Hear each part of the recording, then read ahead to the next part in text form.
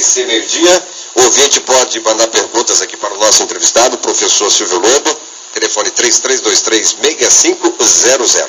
Esse programa, mais do que tudo, é uma homenagem a este profissional, né? Professor de educação física, com tanta influência na formação do caráter, da personalidade de tantas e tantas gerações na sociedade brasileira. Daqui a pouco a gente volta, né, e queremos que você participe. O ouvinte que está na internet no www.rc680.com também pode mandar perguntas pelo Facebook ou pela própria internet, ok? Ou MSN, fique bem à vontade. 12 horas e 34 minutos. Adriane Mascaro. Salário mínimo de R$ 619,21, 13,6% maior do que os atuais R$ 545, para vigorar em janeiro de 2012, é a proposta de orçamento para o ano que vem, entregue pela ministra Miriam Belchior, que é do Planejamento, ao presidente do Senado José Sarney e ao presidente da Câmara, deputado Marco Maia. O valor segue acordo firmado entre o governo do ex-presidente Lula com o Congresso de ter como regra para o reajuste anual do salário mínimo a inflação do ano anterior e o crescimento do PIB, Produto Interno Bruto, de 2 anos antes. Pela fórmula, o mínimo de 2012 considera a inflação de 2011 mais o crescimento do PIB de 2010. O valor é maior do que os R$ 616,34 projetados quando o governo enviou em abril a Lei de Diretrizes Orçamentárias para 2012 ao Congresso. O relator do orçamento na comissão mista do Congresso será o deputado Arlindo Quinaglia, do PT de São Paulo. RC Meio-Dia, a receita certa do bom jornalismo. Meio-dia e 35 minutos, o RC Meio-Dia aqui na Cultura, hoje prestando homenagem ao profissional da educação física. Só para a gente viajar um pouco no tempo, numa fala do Miquimba, ao fazer a primeira pergunta, professor Silvio Lobo, ele fez referências à escola, né, à academia, e quando tivemos o primeiro curso há 40 anos aqui na Universidade Federal do Mato Grosso, você fez questão de esclarecer, eram apenas 7 escolas no Brasil. A Copa do Mundo de 70, né, ela foi um marco para a profissão, para os conhecimentos ou não? Foi, não resta a menor dúvida. Mas eu não acredito na pátria de chuteiras, nunca acreditei que todo aquele movimento cívico, desportivo, viesse a trazer grande desenvolvimento para a população e para a educação física. Na verdade, houve assim um endeusamento pelo futebol de uma atividade isolada no campo da vida, do trabalho, do movimento corporal. Mas, paralelamente a isso, antes da Copa de 70, já havia um movimento internacional, movimento nascido na Alemanha e posteriormente na Inglaterra e nos países escandinavos. Movimento esse que naquela oportunidade já se falava de uma educação física diferente. Antes de 60, os primeiros manifestos da educação física mundial, através da FIEP e através de outros organismos, foram exatamente em razão de que havia que se mostrar no campo da educação formal, a não formal, uma educação do corpo, mas uma educação da mente, né? Quebrar aquela dualidade, né? Que o profissional de educação física era um profissional simplesmente da técnica e sem o cognitivo, né?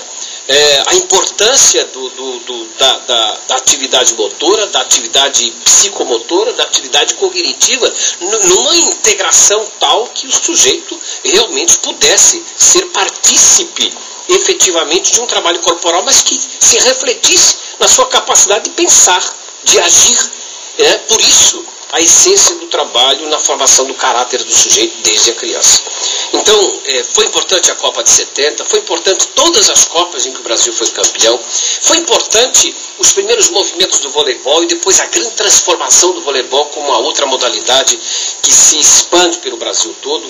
Foi importante a natação, desde o nosso garoto aqui de Andradina, estou me esquecendo agora o nome dele, que foi um dos primeiros que despontou no cenário mundial e agora estamos nos destacando também nas águas, agora no salto, no atletismo. Então o Brasil ele tem um potencial não explorado ainda. Não explorado. Nós temos uma potencialidade extraordinária. E essa potencialidade, ela nasce onde? Na escola. Mas nós perdemos esse vínculo. Hoje na chamada aqui que o Conselho, que o CREF faz aqui no jornal, nós tivemos a figura do Dr. João Avelange, na época, em 1958, presidente da CBF, foi presidente da FIFA. CBD. Da CBD na época, né? E ele diz assim: por ocasião da preparação para a Copa do Mundo de 1958, procuramos montar uma comissão técnica que contasse com a experiência e conhecimento dos profissionais da educação física. O mundo sabe o que aconteceu. Devemos a estes profissionais a posição mundialmente respeitada em que nos encontramos. Realmente eu me lembro bem que na Copa de 58 era o profissional, nem sei se era o profissional de educação física, porque o preparador físico daquela época foi Paulo Amaral, né? Para mais, não sei se era professor, eu acho que ele confundiu um pouco aqui, mas eu acho que a Confederação Brasileira começou mesmo a valorizar o professor de educação física na Copa de 70, com Admito Chirol, com Parreira, com Coutinho, né? O grande Coutinho, e até o saudoso Coutinho, que eternizou o teste do Cooper, né? E o Cooper veio muitas vezes aqui. Eu vi o Cooper naquela época e vi agora há pouco tempo como médico, e as conceituações dele mudaram bastante, porque talvez em áreas da saúde do corpo, através do exercício, é um dos grandes respeitados, é um dos grandes mestres, sim. Mas eu queria falar para o professor Silvio Lobo. Aliás, o futebol serviu para popularizar a profissão do professor de educação física. Se ela não atinge em cheio aquele tudo que você propôs, que o professor tem que ser muito mais do que um preparador do corpo, e também um preparador da mente, da intelectualidade, o futebol expôs o profissional, fez com que ascendesse esse grande profissional. Hoje eu queria que você falasse também as amplitudes do mercado em relação ao professor de educação física, você que vive esse dia a dia. Veja bem, na década de 70, nós tivemos o que eu chamo de academização da educação física no Brasil. No sentido de que passamos a instalar postos de academias para o trabalho físico-corporal. Eu acho que esse foi um primeiro avanço, né, no campo da educação física. Em segundo plano, ainda na década de 70, foi a discussão da reestruturação das diretrizes curriculares dos cursos de educação física, até chegarmos aqui o Conselho Federal de Educação, hoje Conselho Nacional de Educação, viesse a propor 2 campos, que é o campo, como o nosso presidente já acabou de falar, o Domingos, que o campo da atividade fora da escola e dentro da escola, o bacharelado e a licenciatura. Exatamente porque a sociedade mudou, não é? Se naquela época nós precisávamos fazer campanha de mobilização para que houvesse pessoas interessadas em caminhar, em cuidar da sua saúde, em ter uma atividade física, hoje isso está sendo natural. Você viaja de carro pelo Brasil, por onde você vai, você vê nas estradas, nas BRs, pessoas saindo da cidade caminhando. Né? Você vê pelos morros. Eu fiz uma viagem de carro daqui para Fortaleza, né? Lá nos rincões da Bahia, né? Lá no meio do morro você via pessoas caminhando, correndo no final da tarde, no começo da manhã, etc. Então há uma mobilização. Além da conscientização, há efetivamente uma atividade que as pessoas já estão empenhadas nisso. Então o campo se expandiu, mas essencialmente o que é importante é que o profissional passou a adentrar ao campo da saúde e hoje é um elemento importante e é membro do NASF. Ou seja, ele está na equipe de saúde familiar, né? Com essa responsabilidade dentro da saúde. Hoje ele está dentro do hospital, trabalhar dentro do hospital. Hoje ele está dentro das clínicas. Hoje ele está nas creches. Hoje ele está nas indústrias, na atividade laboral, né? Hoje ele está trabalhando com os portadores de necessidades especiais. Eu tive o prazer de implantar no Brasil e aqui em Campo Grande, no Instituto Sul-Mato-Grossense dos Cegos, os primeiros treinamentos com cegos. Né? Fomos vice-campeões nacionais em 1974, em futebol de salão fomos o primeiro lugar, em natação fomos o primeiro lugar, em lançamento de bola fomos o primeiro lugar e tiramos o primeiro lugar nos 100 metros, que ainda corríamos com corda, né? balizada. Então, essa expansão, né, ela se dá no seguinte sentido. Hoje, indispensavelmente, onde houver um grupo social, tem que haver um profissional de educação física. 20h43, aqui na Rádio Cultura, edição especial de quinta-feira do programa RC Meio-Dia, recebendo o professor Silvio Lobo. Ouvinte pode ligar, pode participar, 33236500. Vamos agradecendo o carinho da audiência lá em Londres, né? Está aqui no Facebook, grande sobrinho Gleison Medeiros está curtindo o nosso programa. Obrigado pela atenção, pelo carinho. Um rápido comentário, deixa Miquimba muito à vontade, para tocar a livre pergunta. Eu só quero relembrar, nesta quinta-feira, olha o sonoplasta Marco Antônio dos Santos tocando o CD do Silvio Lobo. Onde é que você achou isso aí, rapaz?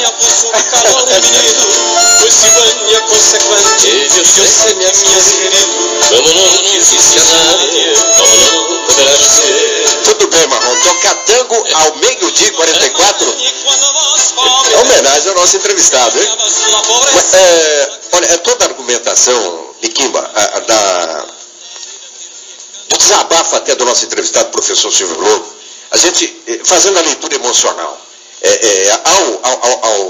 na primeira resposta que ele deu à pergunta que você fez, é o mesmo sentimento de um programa de 2 semanas atrás, quando entrevistamos aqui o Tenente Coronel Muniz, comandante do policiamento do centro de Campo Grande, e o delegado titular da primeira delegacia em Campo Grande, o doutor Pedro Espíndola, onde, como profissionais liberais, como agentes públicos, denunciam a qualidade do ensino, a formação, a educação, né? A forma que a família brasileira a família brasileira e a escola está colocando essa nova geração, né? Aí colocada. E me recordo muito bem muitos ouvintes ligaram naquele programa quando nós discutimos segurança e a questão da juventude, o desabafo de pais, de mães, pessoas que ligaram criticando o sistema educacional brasileiro. Muita gente com saudade daquela matéria, né? Educação moral e cívica, enfim.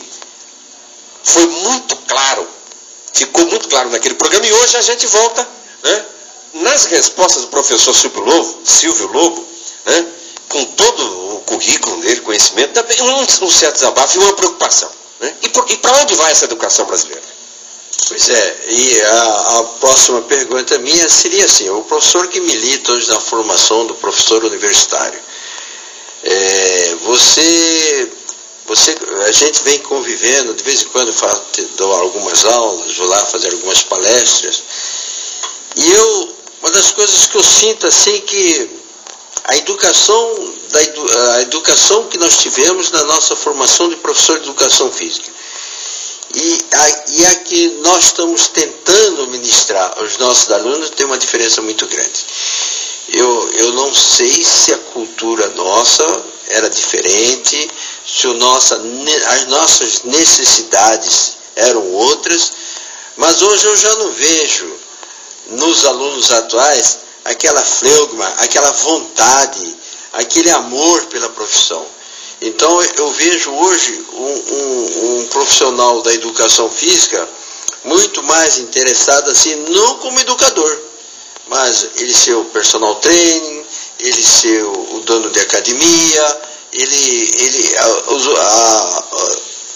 para outras atividades, não como educador. Isso me preocupa muito, porque há tempos atrás ainda, quando a senadora Marisa Serrano ainda era senadora, eu só estou embaralhando um pouco, mas só você de raciocínio rápido vai conseguir desenvolver.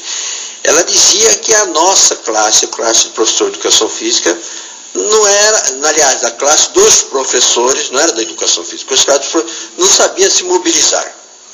E culpava um pouco da situação da educação no Brasil por falta da mobilização dos professores, até na reivindicação e na valorização do seu salário. Como é que você vê isso aí? Na parte educacional e na parte reivindicatória? Bom, eu vou voltar à sua pergunta no início para dizer o seguinte: eu não sou tão saudosista Eu acho que o saudosismo, sem uma reflexão mais aprofundada, ela se perde um pouco na história. Nós tivemos a educação um grande desenvolvimento, uma grande evolução nos processos de ensino-aprendizagem, na formação dos professores, na condução e nas instalações das escolas, nas tecnologias aplicadas, na implantação do ensino à distância. Enfim, nós tivemos um processo muito grande. Acontece que o problema não está com o professor, o problema não está com a escola, o professor está com o sistema educacional implantado no Brasil e que não é brasileiro esse sistema. Seu sistema imposto pelos mecanismos mundiais, econômicos, políticos e econômicos. Isto é que, na verdade, emperra o processo. Nós estamos formando para quê o sujeito hoje? Para a indústria? Para o mercado? Para a competição exacerbada? Para construção de uma caneta que você escreve 3 vezes e tem que comprar outra porque essa já acabou, de uma lâmpada que você usa 1 mês e tem que comprar outra, porque a tecnologia hoje é para os bens serem substituídos mais rápido, porque as indústrias precisam produzir, precisam vender. É o excesso de consumo. O que é isso? Isso acontece que desde o final do século XIX e início do século XX, nós fomos perdendo, sobretudo, a nossa capacidade ética de ver as coisas. Nós perdemos princípios, perdemos valores e substituímos por outros. Hoje vale na competição, não importa quem esteja à frente. Pisa-se na cabeça da mãe para subir na vida. Então, não é só o profissional da educação física que está pensando na matéria. Hoje se pensa em ter. Todos estão pensando em ter, nos bens materiais e não em ser, na sua capacidade de ser pessoa, de ser gente, de ser magnânimo. Né? Os sentimentos estão sendo perdidos a partir da família, a partir de casa. Não há respeitabilidade. Nunca se viu tanto filhos matarem os pais, netos matarem os avós, maridos matarem as mulheres. Nós estamos com as famílias sendo destruídas no processo social, mercê do quê? Mercê de um processo econômico social esdrúxulo, que não nos dá a oportunidade de sermos nós mesmos. Nós estamos, dizem, a população é antiética, perdeu seu espaço ético. A população está alienada até pelo seu trabalho. Ela é alienada no processo da construção de si mesma, porque ela é obrigada a vender a sua capacidade de consciência para poder obter espaços no mercado de trabalho. Por isso e por essas consequências, hoje tudo é uma venda massiva de que é preciso ter, é preciso estar no processo. Quer dizer, o bem material está colocado ou nas novelas, ou nas propagandas, ou nas estruturas de poder, todas elas estão voltadas para o ter. Por isso o processo de corrupção, quer dizer, alastrados desde a mais alta corte até as pequenas comunidades. Em dia 51 minutos, esse é o RC Meio-Dia aqui na Cultura, entrevistando hoje o professor Silvio Lobo, no Dia do Profissional de Educação Física. Vamos a mais um intervalo e voltamos já já. Você sabe qual é a rádio que ouve o povo? Cultura M. A rádio com a cara da gente. Venha para o Shopping 26 de agosto e veja seu dinheiro crescer. É a certeza de ótimos negócios, grandes fluxos de clientes e uma localização privilegiadíssima na Avenida Calógeras, entre a Rua 7 e 26 de agosto. Venha já fechar negócios. São as últimas unidades esperando por você. É isso aí. Ligue 33840171 e fale com nossos corretores. No dia 30 de setembro, o Shopping 26 estará aberto para a população. Aguarde! De segunda a sexta-feira, você ouve aqui na Rádio Cultura 680, das 23 a 0 hora, o programa Corrente da Prece, com apresentação especial no sábado, do meio-dia às 5 da tarde, e no domingo, das 11 às 14 horas, programa Corrente da Prece, com o missionário Rosaí Dias.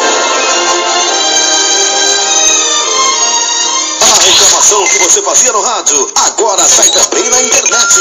RC680.com.br. meio-dia, 53 minutos. Procurando seminovos de qualidade com garantia de procedência? Então corra para a Seminovos Localiza.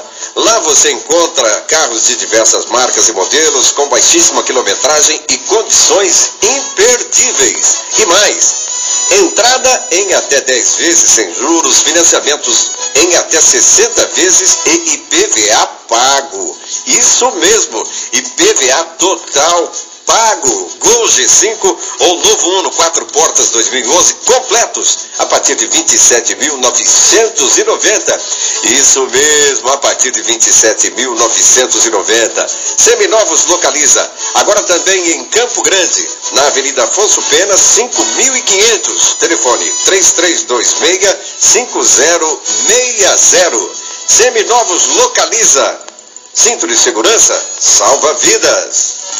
RC Meio-Dia, sobremesa informativa de quem gosta de almoçar em boa companhia.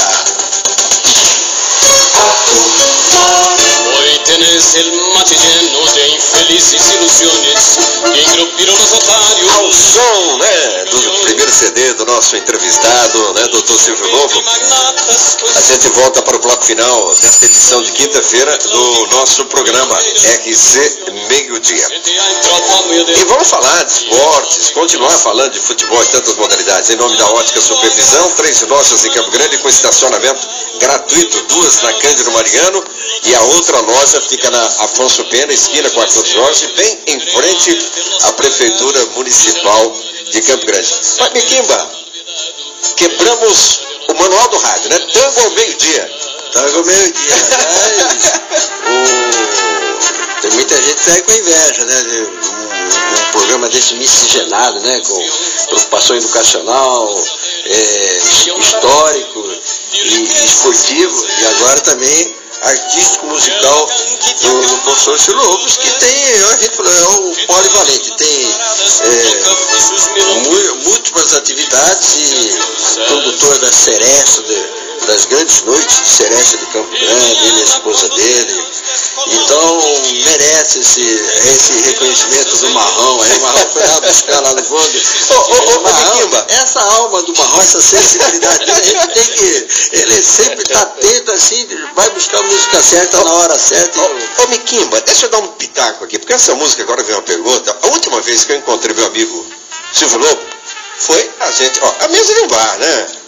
E por falar em bares, sem o merchan, fique à vontade, Silvio. A nossa cidade está bem de bares, né? Sim. Campo Grande não perde para a mesma cidade, né? A noite, Campo Grandense. Nós melhoramos muito, 10 anos para cá, Campo Grande melhorou muito a sua noite. Ainda não alcançamos a nossa ex-adversa Cuiabá. Cuiabá, terra dos seus ancestrais, né? Cuiabá, a noite cuiabana ainda ela é mais festiva do que a noite campograndense. Ela é mais musical que a noite campograndense, ela é mais poeta que a noite campograndense, ela é mais apaixonada que a noite campograndense. Os bares, eles amanhecem, eles não têm hora para fechar, né? E a lei do silêncio lá é a lei do silêncio daqueles que estão apaixonados, só. Não, a gente rememora, porque eu me lembro bem, Silvio Lobo, que eu falava assim, olha, o dia que dividir o estado, que Campo Grande virar a capital, isso aqui vai ser uma delícia, vai ter grandes bares, vai ter grandes boates, vai ter grandes shows, porque o poder financeiro, quem faz na noite, eu achava que seriam os políticos, os prefeitos que vinham do interior que sustentariam a noite. E em Campo Grande isso não ocorreu. Eu tinha essa visão na época, né? A gente jovem, saía na noite, amante da noite. Eu achava que era com a divisão do estado ia ter um boom na noite de Campo Grande. E a característica do Campo Grandense não evoluiu. Como eu achava também que no ano 2000 Campo Grande ia ter 1 milhão de habitantes, e ainda nem chegamos aos 800. Quer dizer, aqui ocorre um fenômeno meio... Campo Grande é uma cidade sui generis na sua evolução. Embora tenhamos uma população flutuante muito grande. Eu queria, já que nós somos oriundos dos programas de esporte, e você foi... Nós fizemos parte do Conselho Regional do Desporto, e há tempos atrás aqui surgiu uma reclamação, e alguém disse que precisava ter um Conselho Regional do Desporto, e que não havia mais, e eu até falei, olha, mandei um e-mail, mandei um torpedo, foi extinto pelo próprio CND. Você hoje, falando, o professor de educação física é partícipe em todas as atuações do esporte nas federações. E nós temos vários colegas presidentes de federações, mas nós temos visto também que as federações ficaram como se viciadas. Hoje você vê um presidente da CBF com mais de 14, 15 anos já na presidência, com um mandato que vai levar mais de 5, 6 anos. Vemos eternos presidentes aí que até tolhem um pouco o desenvolvimento. Acontece com as federações aqui nesse estado. Faz falta um CRD hoje, você que militou, e como é que você vê isso aí, esses abusos? Hoje existem muitos abusos. E foi presidente, né, do Conselho, né? Eu tive 10 anos no Conselho, o Conselho Regional de Esportes, dos quais 6 anos fui presidente, durante 6 anos. E antes de mim, o professor Pimentel foi presidente, o professor João Batista Mesquita e o saudoso... Mário Mendonça? Não, Mário... Foi depois. Não, foi o... João Bombom, né? Não, o João Bombom também foi membro, mas o saudoso que foi sargento do Exército, o baixinho... Gilberto Santiago? Não. Bom, foi presidente, depois eu assumi e fiquei durante 6 anos como presidente. Bom, a questão é o seguinte, veja bem, é uma questão de se analisar. O Conselho Nacional de Esportes foi criado na época do governo de exceção, 1940, por Getúlio Vargas. Tinha uma preocupação e interesse muito grande, que era a mobilização do esporte no Brasil, e especialmente o controle do futebol. A implantação do futebol. Acho que a ideia foi interessante, mas ele ficou extremamente autoritário, o Conselho, desde o seu nascimento. Ele determinava tudo. E não é muito, na década de 70, nós tivemos presidente do Conselho Nacional sentado na arquibancada, suspendendo o jogador no meio do campo, suspendendo o jogo no meio do campo. Com o Vasco, inclusive, aconteceu isso, com o Roberto Dinamite aconteceu isso, de ser retirado do campo pelo presidente. Agora, veja bem, como é que isso se refletia no Brasil? Os conselhos, e o Conselho Regional era uma perna do Conselho Nacional, ele tinha uma atuação eminentemente cartorial. Qual era a atuação? Primeiro, contrato dos jogadores profissionais, registrar o contrato dos jogadores profissionais e, com isso, dar o direito de jogo. Ele só tinha direito de jogar depois de registrado no Conselho. O que mais fazia? Ele fazia o controle e a fiscalização dos estádios, das equipes, dos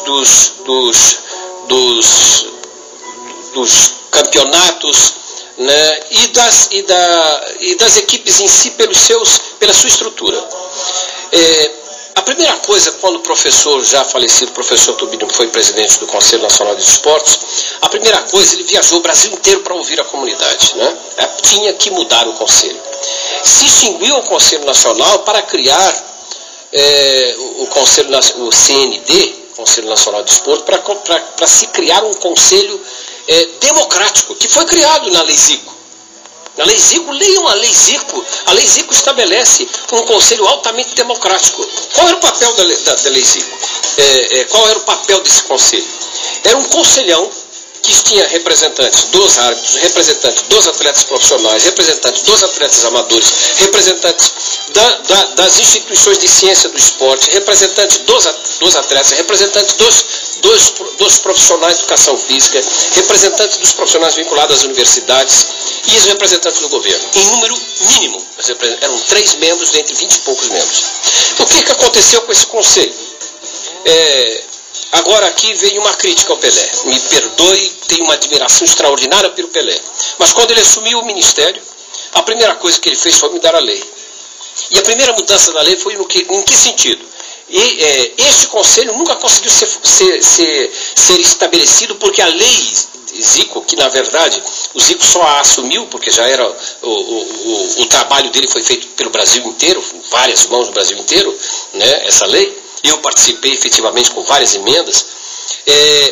Essa lei estabelecia o quê? Que esse conselho, todos os recursos federais passariam pelo conselho, pelo crivo do conselho, para serem aprovados mediante projetos. Projetos do próprio ministério, como projetos de todos os estados. Vigorou? Não vigorou. Por que não vigorou? O Pelé mesmo disse, com essa lei eu não vou ser ministro nunca. porque eu quero ter disponibilidade nas minhas mãos do orçamento para gastar onde eu acho que devo. Primeiro grande equívoco político do governo federal. Então, esse conselho deixou de existir. Deixou de existir nesse sentido, né? Se hoje existe um conselho dentro do Ministério. Conselho também democrático, mas com a participação mínima. Bom, mas por que não existe mais conselhos regionais? Porque os estados não mobilizaram para isso. O Estado tem liberdade jurídica, administrativa, para criar os seus conselhos, e pode criar. E eu digo sempre, é necessário criar um conselho no Estado e um conselho no município. Um conselho para cuidar de um sistema. O professor João Rocha está trabalhando como vereador para montar, está com um anteprojeto de lei na Câmara Municipal, para montar o sistema desportivo municipal. Com via de consequência, criando o Conselho Municipal. Recriando, ou melhor, dando condições para que nesse Conselho as deliberações, né, políticas passem por esse conselho. E aí dentro desse conselho, acoplado à educação física da rede municipal, acoplada às atividades desportivas da FUNESP, e todos os segmentos desportivos do município passariam por esse conselho. Um conselho forte, um conselho que, por exemplo, há uma queixa e precisou de um projeto de lei para corrigir. O município tem criado, e já criou no passado, e infelizmente se repete, de se criar espaços desportivos inadequados para a própria prática do esporto. Qual a razão? A razão exatamente porque nem sempre os colegas projetistas respeitam as próprias regras desportivas. Então se criam, às vezes, já muito bonito, espaço muito bonito, mas na prática, para a atividade esportiva não serve. Vou dar um exemplo, isso é comum acontecer. A gente fala, não, está falando contra os engenheiros, os projetistas, os arquitetos. Não, eu dou exemplo aqui da Universidade Federal. E quem você sabe disso? A piscina da Universidade Federal, nunca pudemos fazer uma competição, porque ela é irregular na sua profundidade. Nós temos que destruir toda a piscina que foi colocada como uma beleza, um marco extraordinário da universidade. No entanto, essa piscina nunca pôde servir para uma competição nacional e internacional. É bonita, o conjunto aquático é bonito. E quando estava construindo, aliás, foi uma comissão falar com o arquiteto era o Avedisco Palabanian, né? E foram lá falar que devia ser construído, obedecendo às normas, para que se pudesse ter uma competição de nível internacional. Ele falou assim, vocês entendem, me lembro bem que ele falou assim, vocês, já morreu, né, o Avedisco, vocês entendem de educação física, vocês não entendem de arquitetura. E o governador quer assim, vai ser assim. O estádio das Moreirinhas, olha só, né, crônica esportiva e engenheiro. Lá na minha querida Nova Andradina, deu um alerta ao prefeito, né, ao ex-prefeito, projeto arquitetônico vedando, né, como um aquário aqui, né, dos estúdios de rádio, as cabines de transmissão. Eu comentei lá com o mestre de obra, aviso o secretário, o prefeito, que vai tirar acústica de rádio e televisão. Nós precisamos, não tem que colocar vidro nas cabines de rádio, nós precisamos de ter contato com o espetáculo, os microfones precisam filtrar o som ambiente. Vou para a inauguração, teimoso, o arquiteto, aliás, o engenheiro, né, executor, ó, está lá um estádio com as cabines de rádio e televisão vedadas, né, como um aquário.